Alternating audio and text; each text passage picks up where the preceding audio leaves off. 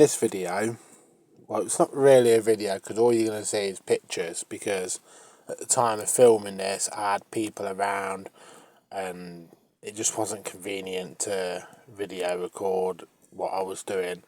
So basically in this video I'm working on my partner's Peugeot 2008. Nearly went to say 5008 then. So yeah, it's a Peugeot 2008. And I'm going to be changing the CV boot on the passenger side. So the first thing I need to do is take the wheel off, which is 4 17mm bolts on this. Now you can see a picture of the brake disc and the drive shaft nut. So basically you got to take the pin out that you can see going through the drive shaft, and then there's a cover that goes over the nut, and the nut is a 36mm,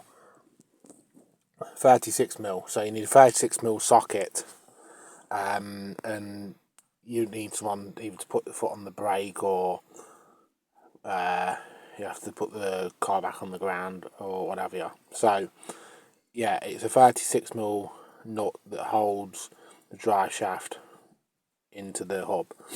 The next thing you can see here is I've actually undone the brake caliper, which was 2 13mm bolts, and I've cable tied that up against the spring, so it's just out the way why I'm doing what I need to do on the car.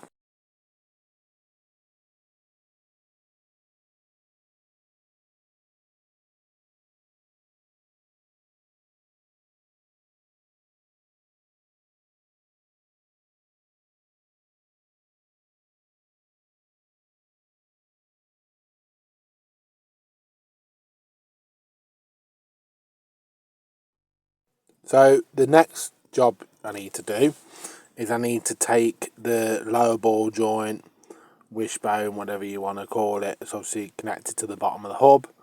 On this it was a 16mm nut and a 17mm bolt. So obviously I had a 16mm socket on one ratchet, and then I had a 17mm socket on another ratchet, and then you take the bolt out, and then obviously you can separate the ball joint from the hub. As you can see in the video or in the pictures now, you can see that I have took the bolt out and I have separated it from the hub. So now I've done that, I can get the drive shaft out. I could have disconnected the hub from the top, the hub from the bottom of the shock absorber, but I actually left that in place while doing this. Just looking back at this picture, actually the rubber on the bottom ball joint didn't look too good. I think it's actually just dirt, but I didn't spot anything when I had it apart, so that's why I reused that. So before obviously you take the drive shaft out, you also need to disconnect the track rod end, tie rod end, track rod end. It's got many different names that people call it. On this it was a 16mm bolt, which I undone and then obviously separated that from the hub, and now the hub is basically in a position where you can get the drive shaft out to change the boot, which you'll see soon. So yeah, that's the process so far on doing this job on the 2008, and now we'll get into the next bit, which you will see now. This is basically the CV boot. You can see it split because you can see the clip and the end of the rubber CV boot on the end of the drive shaft, and you can see where it's split. So I now need to disconnect this from the hub, and then I can change the CV boot.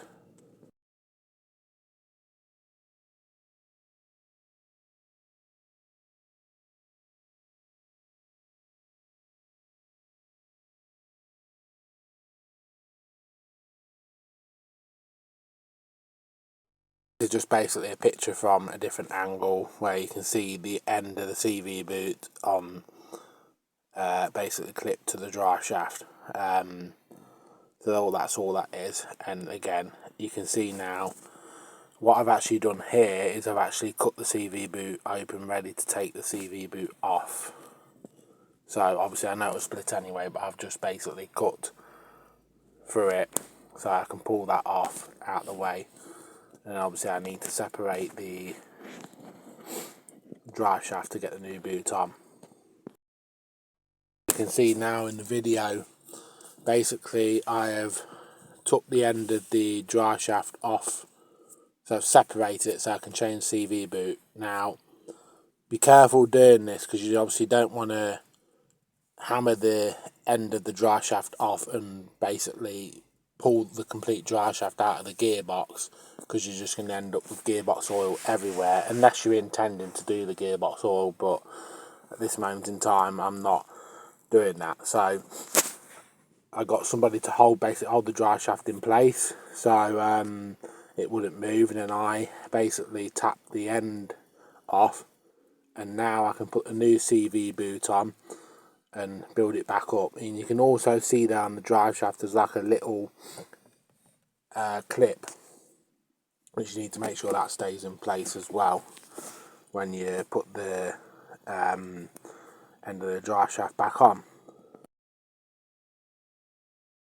You can see here that's just basically the end of the drive shaft that I've took off, so I can now fit the replacement CV boot. You can see here now I've got a new CV boot fitted. I've used a new clamp, new clip, you can see there, and I've put the end of the drive shaft back on. So now I'm ready to basically rebuild the car. Just from a different angle, basically you can see the new CV boot is fitted with a new clip.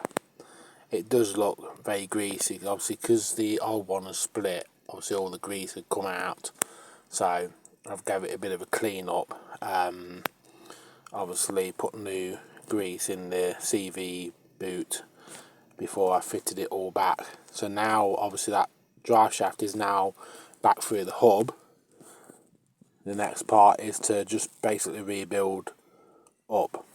So the next job I'm going to do is, as you can see here, I've put the lower ball joint back in place and put the nut and bolt through. So now the lower ball joint, wishbone, so obviously it's on this, it's actually a complete wishbone. It's not, you can't just replace the ball joint. Not on the 308 that my sister's got, you could separate that, but on this I don't think you can, looking at it. So yeah, I've now bolted that back in place, and then it's just to carry on rebuilding basically. As you can see here, the next part I've done is I've refitted the brake caliper, so that is now back on, and just going to continue rebuilding. Basically from a different angle that you can see, well you can't see very well because this picture isn't very clear, but I've got obviously the drive shaft back in place and the nut is back on holding it. I just need to make sure that's tight before I put obviously the cover back on it and put the pin back through the drive shaft. Now the next part you're going to see is, you can see the old track rod end and the new one. So basically what happened is I tried to fit the old one back and I just couldn't tighten the nut down. I tried different things like putting a jack underneath it, tried many different ways, even heating it up. I just couldn't get the nut to tighten up on it, so I just bought a new one because I want it to be right. Obviously my partner's going to be driving it, so for the price of a new one I've just been and got a new one. And as you can see here now in the video, it has now been fitted, so at least I know that is good. Yeah, so I mean, I think I got it half the price of what it should have been, so I had to wait a day to get it, unfortunately, so it was stuck on the ramp for a day, but it was worth it just for peace of mind. I could have tried and messed about with the old one, but for the price of this, it just wasn't worth it. It just stick a new one on it, and I know it's right because I want it to be right, especially the fact my partner is driving it. So yeah, that's basically it, and you can now see the wheel is back on.